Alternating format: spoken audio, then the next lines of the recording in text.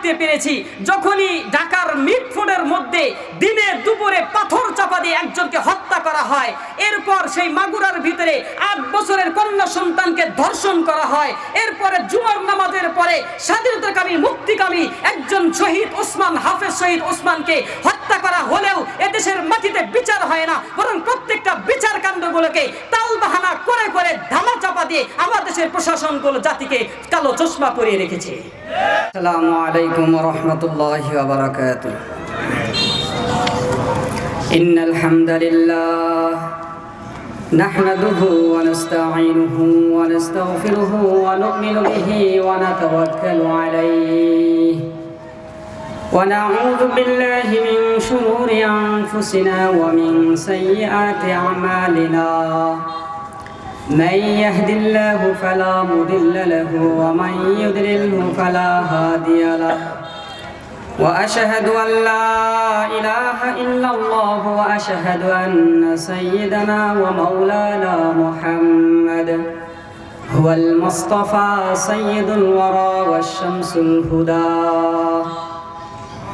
وقال تعالى في كلامه المجيد وفي فرقانه الحميد: أعوذ بالله من الشيطان الرجيم بسم الله الرحمن الرحيم.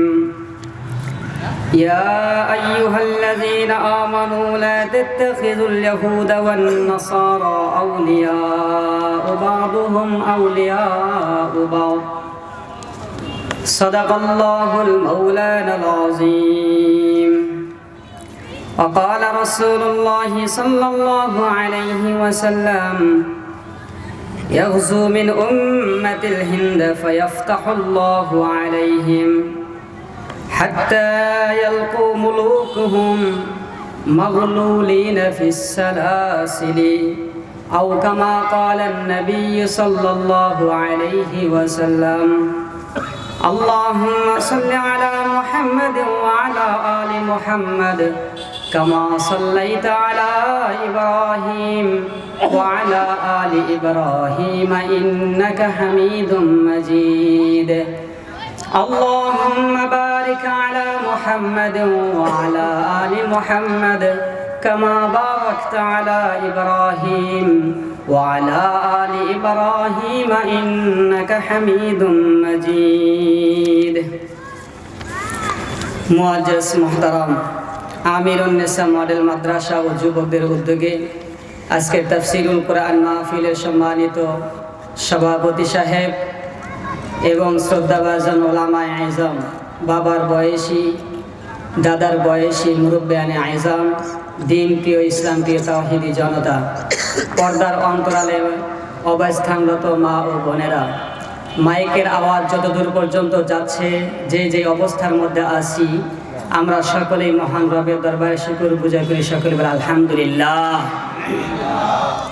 পেয়ারা হাজিরিন, যারা আলোচনা করেছে এবং করবে, আপনারা যারা আছেন, প্রত্যেকের দিক থেকেই, এলেমে, আমলে, বয়সে, সব দিকেই আমি কমতি। যারা আলোচনা করেছেন, আমি যাদের ছাত্র হওয়ারও যোগ্য রাখি না, তবে আমি আপনাদেরকে ছাত্র হিসেবে কিছু সবক শোনাতে চাই। মনে করবেন একজন ছাত্র তার শিক্ষকদেরকে সবক শোনাচ্ছে। ইনশাআল্লাহ আল্লাহ তাআলা যদি তৌফিক দান করেন, আমি আমার নির্দিষ্ট আলোচনা অর্থাৎ ভারতীয় আগ্রাসন, অখণ্ড ভারত প্রতিষ্ঠায়, এই বিষয়ের প্রতি কিঞ্চিত কিছু কথাবার্তা বলার চেষ্টা করব। আল্লাহ তাআলা সেই ইলম, আমল, শক্তি, সাহস আমাকে দান করুন, আপনাদেরকে শোনার জন্য ধৈর্য তৌফিক দান করুন, সকলে আমিন। পেয়ারা হাজিরিন, প্রত্যেকটা সপ্তাহে, প্রতিটি দিন অসংখ্য মাহফিল হচ্ছে, কিন্তু ব্যক্তি জীবন, মানুষ এবং সমাজ, রাষ্ট্র কোনো কিছুই পরিবর্তন হচ্ছে না। কারণ মাহফিলগুলোর ভিতরে আলোচনা হয় শুধু এক শ্রেণীর মানুষের উপর। আমি মনে করি প্রত্যেকটা মাহফিলে কমপক্ষে 4 শ্রেণীর মানুষেরই ওয়াজের দরকার। শুধুমাত্র আলোচনা হয় সাধারণ মানুষের জন্য, জান্নাত জাহান্নাম, হালাল হারাম, কবর, এই পর্যন্ত সীমাবদ্ধ থাকে। এগুলো বয়ান হয়েছে যারা খেটে খাওয়া সাধারণ মানুষ। এইগুলো ব্যক্তি স্বাভাবিকভাবে ওয়াজ নসিহত নিয়ে জীবন পরিবর্তন করার জন্য চলতে থাকে, কিন্তু রাষ্ট্র এবং সমাজের পরিবর্তন নাই। এই জন্যেই মাহফিলগুলো থেকে, মসজিদের মেম্বারগুলো থেকে, বয়ানের আওয়াজের স্থানগুলো থেকে রাষ্ট্রপ্রধানের দায়িত্ব কর্তব্য কি সেই বিষয়ে ওই শ্রেণীর ব্যক্তিদের উপর কোনো আওয়াজ নসিহত নাই। এজন্য আমি মনে করি প্রত্যেকটা জায়গা থেকে 4 শ্রেণীর ব্যক্তির নসিহত হবে। 1, রাষ্ট্রের কর্ণধার, রাষ্ট্রের প্রধান যারা আছে তাদের দায়িত্ব কর্তব্য কি হবে, ইনশাল্লাহ তাদের ব্যাপারে কিছু নসিহত থাকবে। 2, মন্ত্রীবর্গ, শাসকবর্গ যারা আছে তাদের দায়িত্ব কর্তব্য কি হবে, ওই সম্পর্ক ওলামায়ে কেরামের নসিহতের প্রয়োজন রয়েছে। 3, প্রশাসনিক বিভাগের দায়িত্ব এবং কর্তব্য, তারা কোন পথে চলবে, কিভাবে চলবে, তাদের নসিহতের প্রয়োজন রয়েছে। 4, খেটে খাওয়া সাধারণ মানুষ নিজের ব্যক্তি জীবনের কি পরিবর্তন করবে, কিভাবে চলবে, এদের জন্য নসিহতের প্রয়োজন রয়েছে। সর্বশেষ যে ব্যক্তি নসিহত করবে, ওলামা আলেম সমাজ, এদেরও একটা নসিহতের প্রয়োজন আছে। সেটা হক, সত্য, মিথ্যা, সেইগুলোকে জাতির সামনে উন্মোচন করা, এটা তাদের নসিহত। এজন্য আমি আমার আলোচনাগুলো চেষ্টা করব 5 শ্রেণীর ব্যক্তির উপরেই নির্ভর করার জন্য।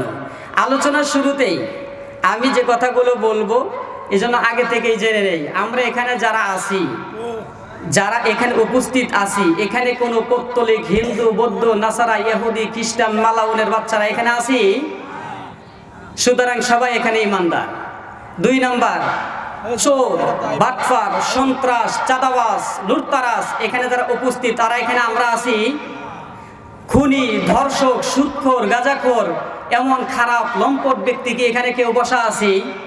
যদি থাকেন আমি আপনাকে বিনীত আবেদন করব, আপনি এখানে চলে যান, পরবর্তীতে বলেন না হুজুর আমার সামনে বসে আমার বিপক্ষে কথা বলছেন।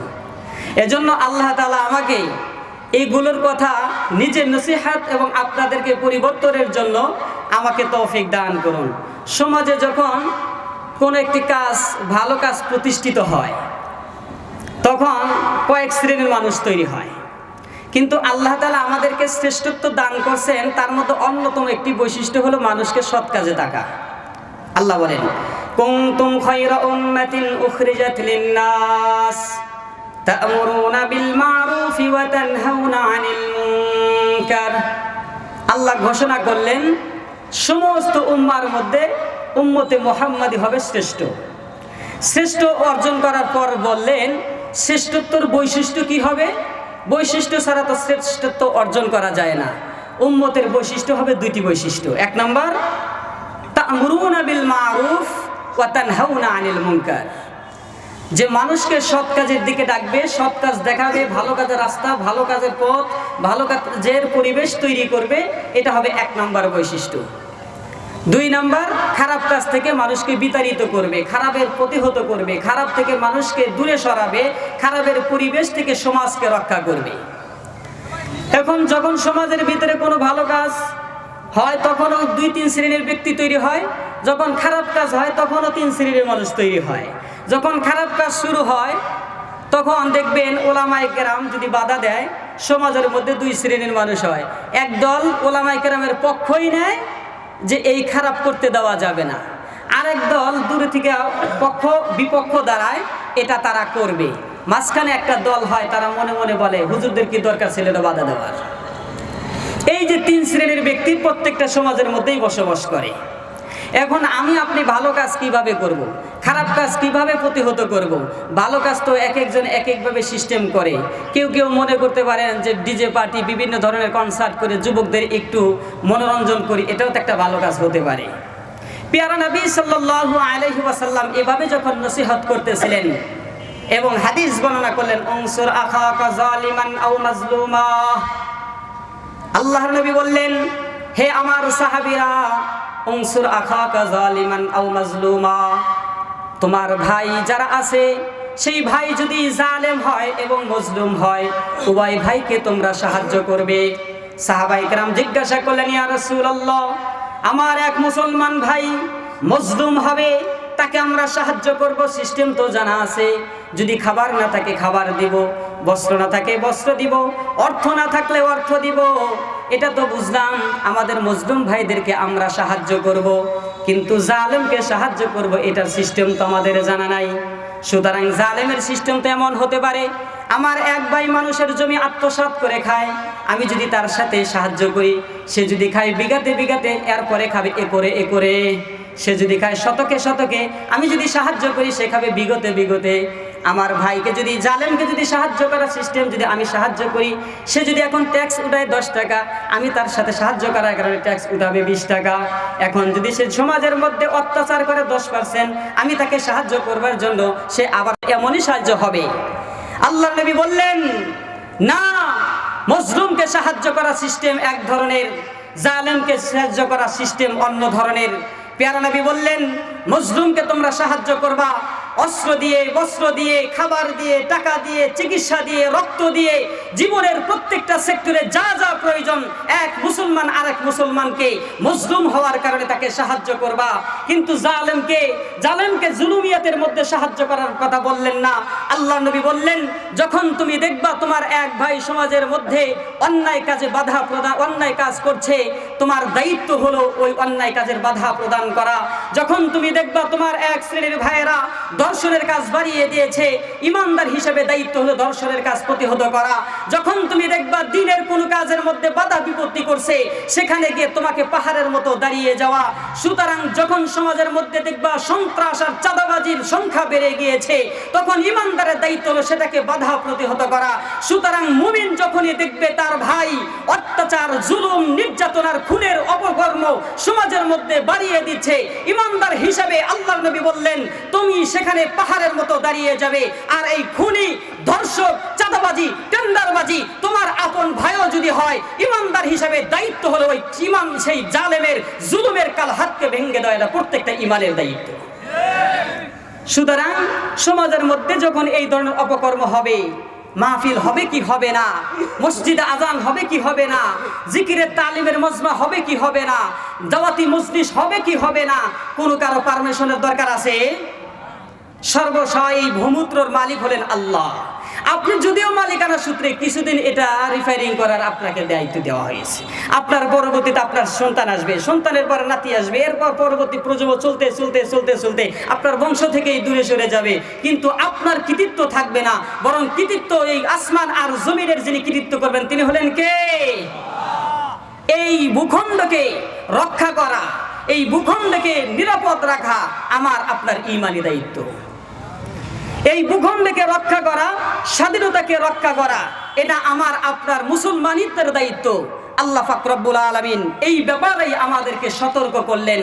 ভূমি এবং আমার সমাজ, রাষ্ট্র, ব্যক্তিকে রক্ষা করতে হলে সেই তিত্ববাদী ইহুদিবাদীদের সেই কবল থেকে আমার সমাজকে রক্ষা করতে হবে, নিজেকে রক্ষা করতে হবে, জাতিকে রক্ষা করতে হবে, রাষ্ট্রকে রক্ষা করতে হবে। এর কয়েকটি টিপস আমাদেরকে নিতে হবে। আল্লাহ নবী সাল্লাল্লাহু আলাইহি ওয়াসাল্লাম ঘোষণা করলেন সিস্টেম, আল্লাহ তাআলা বাতায়া দিলেন আমাদের পদ্ধতি। আল্লাহ বলেন, ইয়া আইয়ুহাল্লাযীনা আমানু, হে ঈমানদারেরা, লা তাত্তাখিযুল ইয়াহুদা ওয়ান নাসারা আউলিয়া বাদুহুম আউলিয়াউ বাদ। আল্লাহ তাআলা কেমন যেন ঈমানদারকেই শুধুমাত্র ডাক দিলেন, যারা কেবলমাত্র আল্লাহর প্রতি আস্থাশীল এবং বিশ্বাস স্থাপন করেছে। নামাজ পড়ো আর না পড়ো, হজ করো আর না করো, জিকির করো আর না করো, ঈমান যেহেতু গ্রহণ করেছো, আল্লাহ তাআলা তোমাকেই ডাক দিয়ে বলছে, তোমার মুখে দাড়ি না থাকতে পারে, তোমার পরনে পাঞ্জাবি না থাকতে পারে, তুমি শাইখুল হাদিস হতেও পারো নাও হতে পারো, হাফেজে কোরআন হতেও পারো নাও হতে পারো, তোমার মুখে দাড়ি এবং পাঞ্জাবি টুপি কোনো কিছুই না থাকুক, যেহেতু তুমি ইমানদার ঈমান হিসাবে গ্রহণ করেছো, আল্লাহ তাআলা তোমাকেই ডাক দিয়ে বলছেন, ইয়া আইয়ুহাল্লাযীনা আমানু, হে ঈমানদারেরা, লা তাত্তাখিযু, তোমরা গ্রহণ করো না, লা তাত্তাখিযুল ইয়াহুদা ওয়ান নাসারা, ইহুদি এবং নাসারাদেরকে আউলিয়া, অভিভাবক হিসাবে, প্রভু হিসাবে, বন্ধু হিসাবে, নেতৃত্বর লিডার হিসাবে তোমরা তাদেরকে গ্রহণ করো না। কেননা আল্লাহ তাআলা নিজেই বলেন, বাদুহুম আউলিয়াউ বাদ, যতই তোমার সাথে বন্ধুত্ব আর হৃদ্রতা যতই কিছু দেখাক না কেন, তারা নিজেরা বন্ধুত্ব সময়ের প্রেক্ষিতে তারা তোমার পিছু ছেড়ে দিবে। যখনই তুমি হিন্দুদের সাথে, নাসারাদের সাথে, ইহুদিদের সাথে, খ্রিস্টানদের সাথে বন্ধুত্ব করতে পারো, রাষ্ট্রীয়ভাবে তুমি তাদের সাথে ইতাআত করতে পারো, কিন্তু তোমার রাষ্ট্রের সাথে যখন সম্পর্ক ছিন্ন হয়ে যাবে, কোনো কিছু আরেকটা জায়গার সাথে যখন ঠনক কোনো বিষয়ে লেগে যাবে, তখন তুমি দেখবা তোমার সাথেকার এই বন্ধু বিধর্মী হওয়ার কারণে তার কোনো এক বিধর্মী দূরের কাউকে বন্ধু হিসেবে গ্রহণ করছে, তোমার সাথে এই ব্যক্তি নাই। আল্লাহ বলেন ওমাইয়াতাওয়াল্লাহুম মিনকুম ফাইন্নাহু মিনহুম, যদি কোনো ব্যক্তি এইগুলো জানার পরেও আবার এটা করে, ওমাইয়াতাওয়াল্লাহুম মিনকুম ফাইন্নাহু মিনহুম, তাহলে কেমন যেন যারা হিন্দুদের সাথে সম্পর্ক রাখতে চায়, হৃদ্যতা রাখতে চায়, বন্ধুত্ব রাখতে চায়, গোপনে গোপনে কিংবা প্রকাশ্য রাখতে চায়, আল্লাহ বলেন ওমাইয়াতাওয়াল্লাহুম মিনকুম ফাইন্নাহু মিনহুম, তোমার লেবাসে দাড়ি থাকতে পারে, তোমার লেবাসে পাঞ্জাবি থাকতে পারে, তোমার হাতে তসবিহ থাকতে পারে, তুমি নামাজি হতে পারো, রোজাদার হতে পারো, হিন্দুদের সাথে বিধর্মী নাস্তিক মুরতাদ আর ইহুদিদের সাথে সুসম্পর্ক আর বন্ধুত্ব থাকবার কারণে আল্লাহ ঘোষণা করেন ওমাইয়াতাওয়াল্লাহুম মিনকুম ফাইন্নাহু মিনহুম, তুমিও একজন লেবাসদারি মুসলমান হলেও, তুমি বেশে বসে মুসলমান হলেও ভিতরগত তুমিও একজন হিন্দু, তুমিও হিন্দু, তুমিও বৌদ্ধ, তুমিও নাসারা, তুমিও মুশরিক, যদি তোমার বন্ধুত্ব অন্তরের অবস্থা তাদের সাথেই থাকে। সুতরাং আমি শুরু থেকেই আপনার বিবেকের কাছে প্রশ্ন রেখে যাচ্ছি, আমার বন্ধুত্ব, আমার টান, আমার সম্পর্ক কাদের সাথে, ব্যক্তি হিসাবে কাদের সাথে, রাষ্ট্র হিসাবে কাদের সাথে, সমাজ হিসাবে কাদের সাথে, ভৌগোলিক মহা উপদেশ হিসেবে কাদের সাথে সম্পর্ক, আপনি আপনার বিবেকের কাছে প্রশ্ন করুন। আমরা এরপর সামনের দিকে যাচ্ছি। তাহলে বন্ধুত্ব কাদের সাথে করব? ইন্নামাল মুমিনুনা ইখওয়াতুন ফাআসলিহু বাইনা আখাওয়াইকুম ওয়াত্তাকুল্লাহা লাআল্লাকুম তুরহামুন। ইন্নামাল মুমিনুনা ইখওয়া, এক মুমিন আরেক মুমিনের ভাই হবে, ঘোষণা করেছেন আরশের মালিক আল্লাহ। মুমিন মুমিনের সাথে সম্পর্ক নাই, মুমিন মুমিনের সাথে বন্ধুত্ব নাই, এমন জীবন যখন আসবে, লাঞ্ছনার গ্লানি তখন আমাকে চেপে বসবে, ইহুদিবাদী, পৌত্তলিক এবং তিত্ববাদীরা আমাদের উপর জেগে বসবে।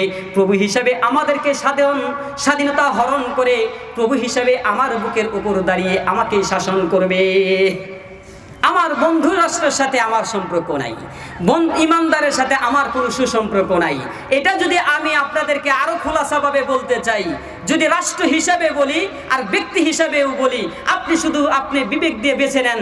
এই দেশে এই ইতিহাসের শুরু থেকে নিয়ে দীর্ঘ 100 বছর পর্যন্ত যতগুলো রাষ্ট্রের ভিতরে বিপ্লব হয়েছে, পতন হয়েছে, যতগুলো সরকার দেশ ত্যাগ করেছে, প্রত্যেকটা মুসলমানের সরকার অন্য কোনো মুসলিম রাষ্ট্রে জায়গা পায় নাই, কোনো এক হিন্দু আর তিত্ববাদীদের রাষ্ট্রে তাদের ঠাঁই হয়েছে। সম্পর্ক তো হওয়ার কথা ছিল কোনো মুসলিম রাষ্ট্রের সাথে, সম্পর্ক তো হওয়ার কথা ছিল কোনো মুসলিম পরিবারের সাথে, কোনো মুসলিম গোত্রের সাথে। নেতা হিসাবেও যারা পলায়ন করছে, হিন্দু বাবাদের আশ্রয় পেয়েছে, মুসলমান কোনো সওদাগারের জায়গা তাদের ঠাঁই হয় নাই। সুতরাং বন্ধুত্ব কাদের সাথে?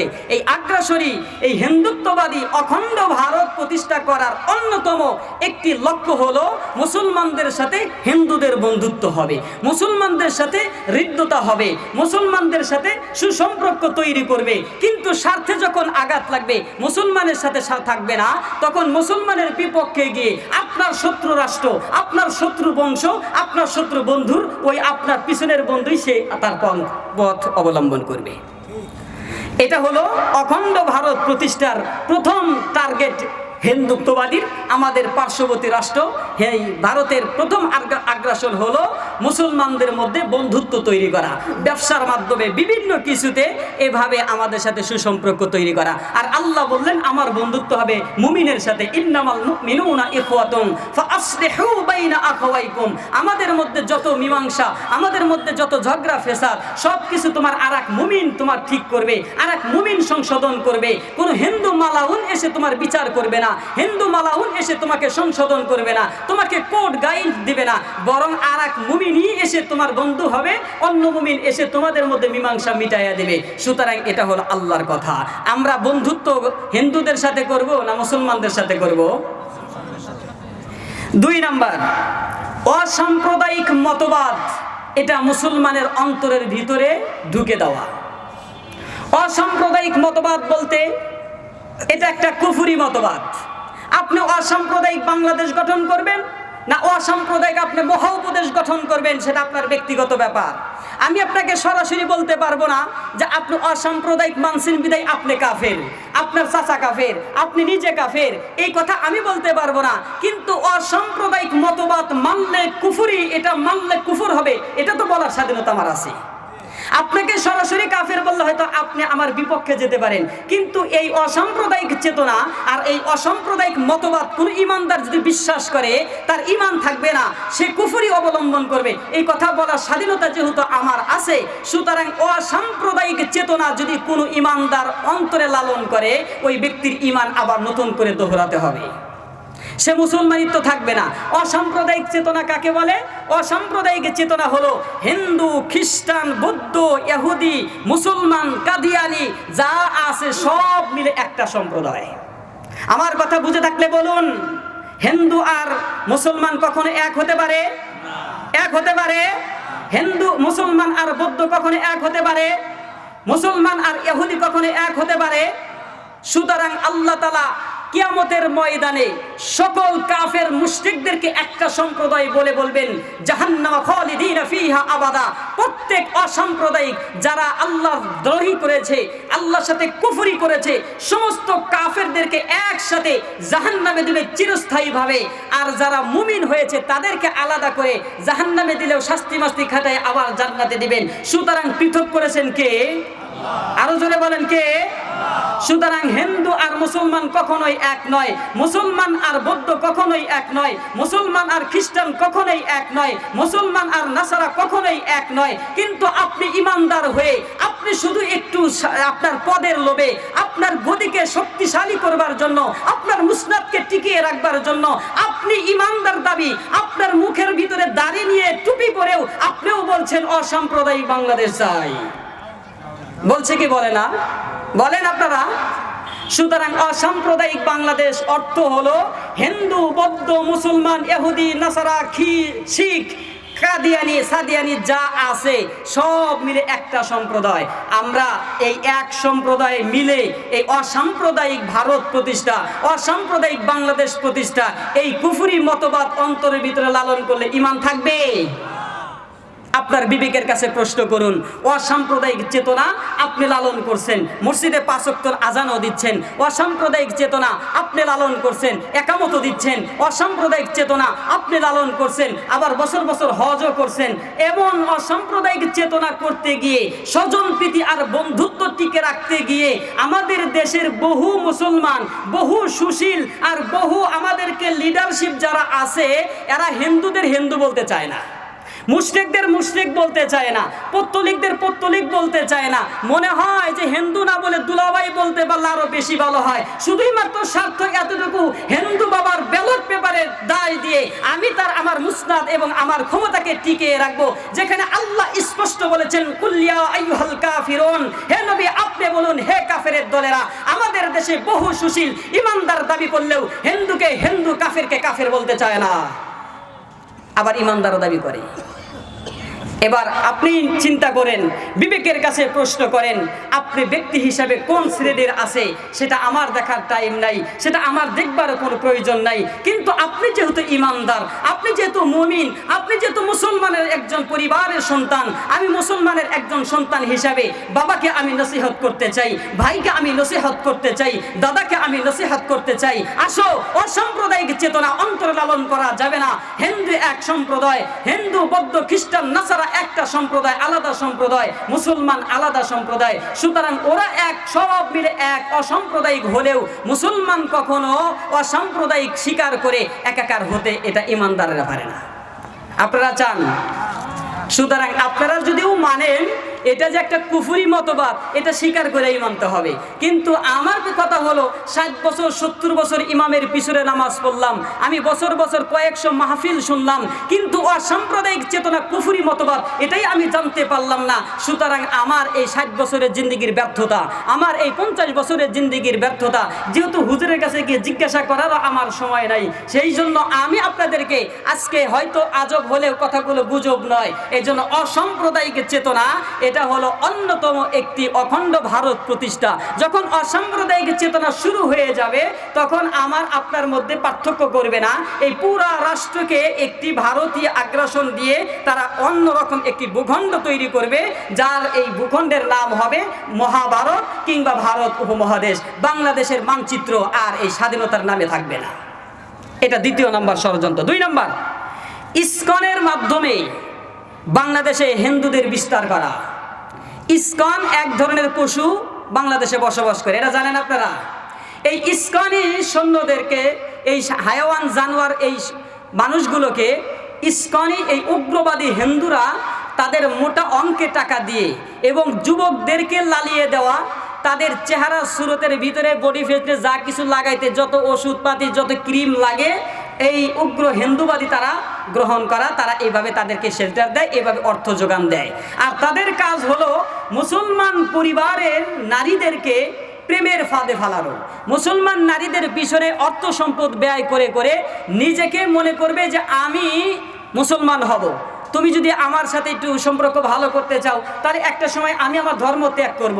নারীদের এই আবলা এই সৌন্দর্যের এই নরম মোনাগুলোকে গুলিয়ে বালিয়ে নারীদের সাথে অবৈধ সম্পর্ক তৈরি করে তাদের কাছে তাদের ভিতরে এই অনৈতিকভাবে সুসম্পর্ক একটা সময় একাকিত্ব রুমের ভিতরে গিয়ে নারীদের ইজ্জত লুণ্ঠন করে তাদের গর্ভে সন্তান ধারণ করে তাদের গর্ভে বীজ ঢুকিয়ে দিয়ে হিন্দুত্ববাদী সন্তান মুসলমানের নারীদের ঘরের ভিতরে ঢুকাইতে চায়, মুসলমানের ভিতরে ঢুকাইতে চায়। এটা তাদের দ্বিতীয় আরেকটি আগ্রাসন। আর এই সব কিছু প্রোটেকশন দেবে আমার দেশের প্রশাসন। কথা বুঝছেন? আমার দেশের প্রশাসন এগুলোকে প্রোটেকশন দিবে, আরো কিছু অপকর্ম প্রশাসন এইগুলোকে প্রোটেকশন দিবে। আমি সেইগুলো কথা সামনে বলছি, হাদিস থেকেই বলতে চাচ্ছি। আমি আগে এই কথাটাই বলতে চাই যে এই যে ইসকনি বাহিনী আমাদের এই অখণ্ড ভারত প্রতিষ্ঠা করার ক্ষেত্রে অন্যতম একটি ভূমিকা পালন করবে। 3 নম্বর, 4 নম্বর, দেশব্যাপী ইন্ডিয়াতে ভারতে দেশব্যাপী নাগরিক পুঁজির নামে ভারত থেকে মুসলমানদেরকে দূর করা। আপনারা যারা এই কাশ্মীর আর বিভিন্ন প্রদেশ ঘুরছেন সেখানে একটা দেশব্যাপী নাগরিকের একটা কার্ড তৈরি করা হচ্ছে, মানে হিন্দুত্ববাদীর নামে নাগরিকতার এই কার্ড তৈরি করে যদি ওটাকে স্বীকার করে তো থাকতে পারবে, না পারলে থাকতে পারবে না। এইভাবে বহু জায়গাগুলো থেকে মুসলমানদেরকে হিন্দুস্থান থেকে ভারত থেকে দূর করা, বিটাবাড়ি থেকে দূরত্ব করা, বিভিন্ন জায়গা থেকে স্থানান্তর করার একটি ষড়যন্ত্র চলছে। 4 নম্বর যে কথাটা আমি বলতে চাচ্ছি, ভারতের ভিতরেই অখণ্ড হিন্দুস্তান মর্জা একটি সংগঠন। এই সংগঠনের বক্তব্য হলো 2035 সালের মধ্যে ভারতে কোনো শিখ, খ্রিস্টান, মুসলমান এরা থাকতে পারবে না, বরং ভারতের ভিতরে শুধু হিন্দুরাই বসবাস করবে। এটা অখণ্ড হিন্দুস্তান মর্জা এদের বক্তব্য। স্লোগান দিলে আবার কি আছে দেন? নারে তাকবীর, আল্লাহু আকবার, নারে তাকবীর, আল্লাহু আকবার। প্রধানমন্ত্রীর আগমন, শুভেচ্ছার স্বাগতম। সৌদিবাসীর পক্ষ থেকে লাল গোলাপ শুভেচ্ছা, সৌদিবাসীর পক্ষ থেকে লাল গোলাপ শুভেচ্ছা। নারে তাকবীর, আল্লাহু আকবার।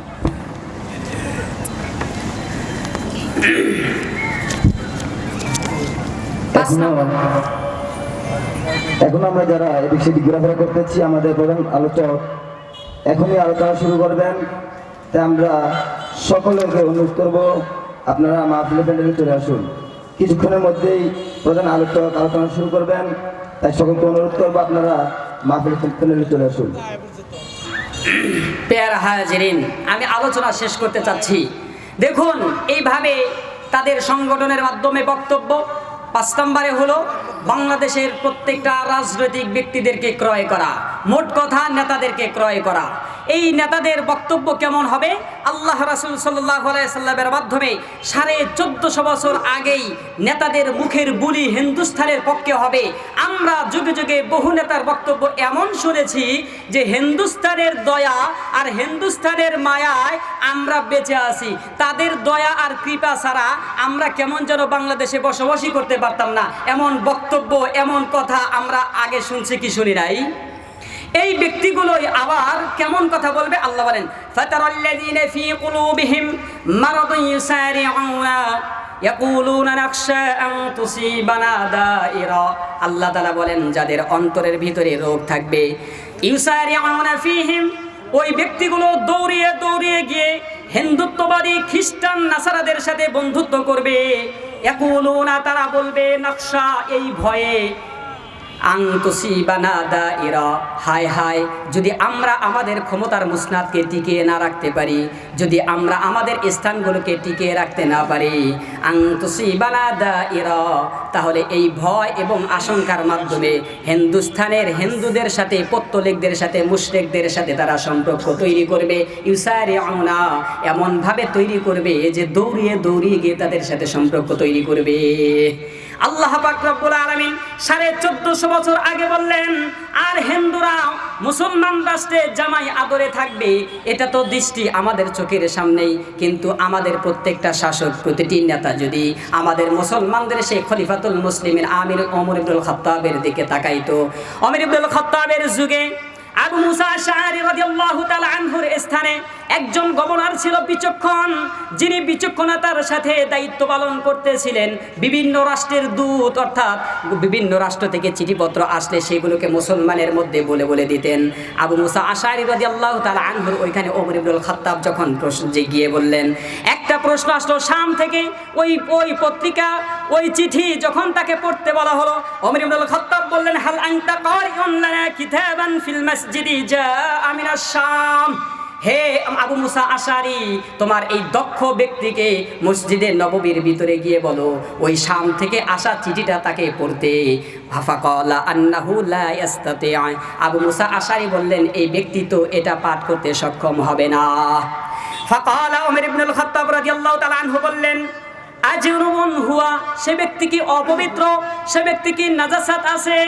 ব্যক্তি বললেন, লা বাল নাসরানিয়ু, না ওমর ইবনুল খাত্তাব আমিরুল মুমিনিন, সে ব্যক্তি তো নাপাকি নয়, বরং ওই ব্যক্তি হলো একজন নাসারা, খ্রিস্টান। ওমর ইবনুল খাত্তাব সাথে সাথে বললেন, ফাংতাহারানি ওয়া দারাবা ফাকিজিহি, তার এই উরুর ভিতরে খোসা দিয়ে বললেন, সুম্মা ক্বালা আখরিজুহু, একে তাড়াতাড়ি এই মদিনার ভিতর থেকে তোমরা বিতাড়িত করো। সুতরাং যদি ওমর ইবনুল খাত্তাবের মতো প্রত্যেকটা শাসক, প্রতিটি নেতা, প্রতিটি পলিটিক্স যদি এই দিকে লক্ষ্য রাখতো, একজন বিচক্ষণ রাষ্ট্রদূত যেখানে বিশ্বের সমস্ত চিঠিগুলো পড়ে পড়ে মুসলমানদেরকে শোনাইতেন, ওমর ইবনুল খাত্তাব যখন জানতে পারলেন মসজিদের ভিতরে ঢুকে মুসলমানদেরকে চিঠি পড়ার সক্ষমতা রাখে না, এই খ্রিস্টানকে মদিনায় রাখা যাবে না, সুতরাং আল্লাহর নবীর এই খলিফাতুল মুসলিমিন থেকে যদি আমরা শিক্ষা গ্রহণ করতে পারতাম, তাহলে অধিকাংশ ওসি হিন্দুর বাচ্চা হতো না। অধিকাংশ হিন্দু আজকে ওসির স্থানে রয়েছে। শিক্ষা প্রতিষ্ঠানে বিগত বছরগুলোতে দেখেছি 12 জন শিক্ষা মন্ত্রণালয়ের মধ্যে 11 জনই হিন্দু, ভবিষ্যতেও ছিল, সামনেও থাকবে। অধিকাংশ উপদেষ্টাদের মধ্যে সেকুলারিজম, যেখানে মুসলিম রাষ্ট্রে 89% মুসলমানের রাষ্ট্রে সেকুলারিজম, ট্রান্সজেন্ডারের মতবাদের মতো এরকম সুশীলরা আমাদেরকে নেতৃত্ব দিচ্ছে উপদেষ্টার স্থানে বসে।